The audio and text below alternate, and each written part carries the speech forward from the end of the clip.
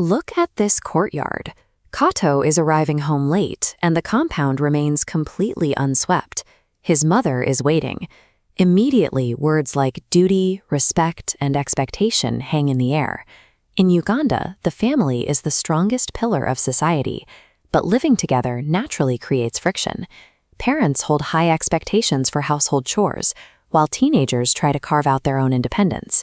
Resolving these daily disagreements without damaging the relationship requires specific skills.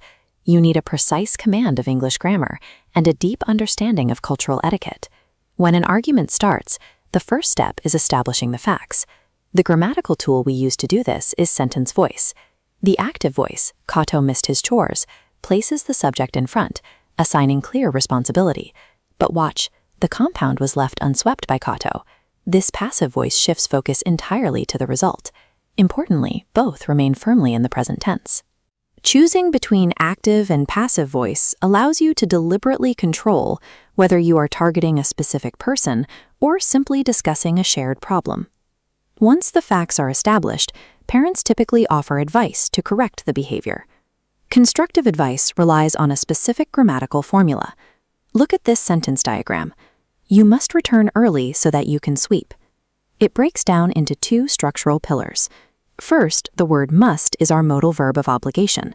Second, the phrase so that acts as the result clause. The modal establishes a strict rule.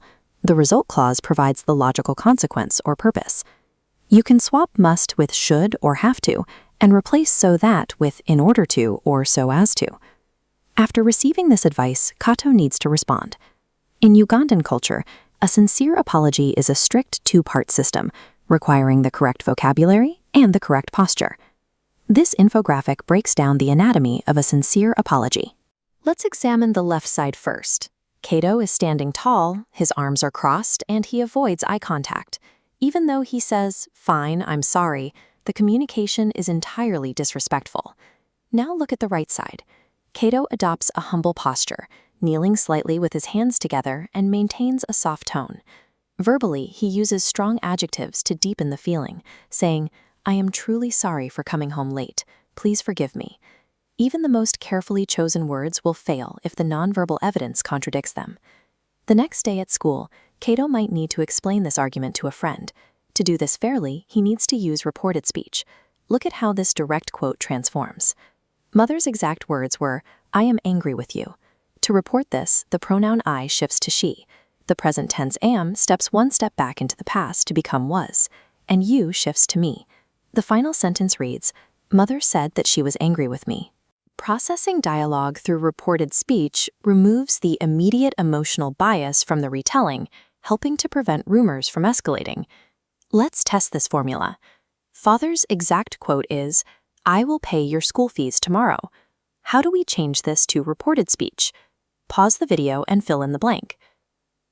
Let's check the answer. Father said that he would pay the school fees. The future tense will steps back into would. You now have three distinct tools at your disposal. You can manage accountability using the active and passive voice.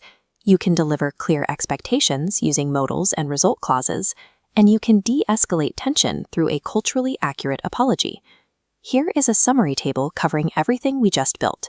Take a screenshot of these grammar rules and etiquette checklists to keep as a reference. Understanding these structures provides a practical way to manage the friction of daily life. These mechanics help you set clear expectations, offer respect when things go wrong, and resolve conflicts at home.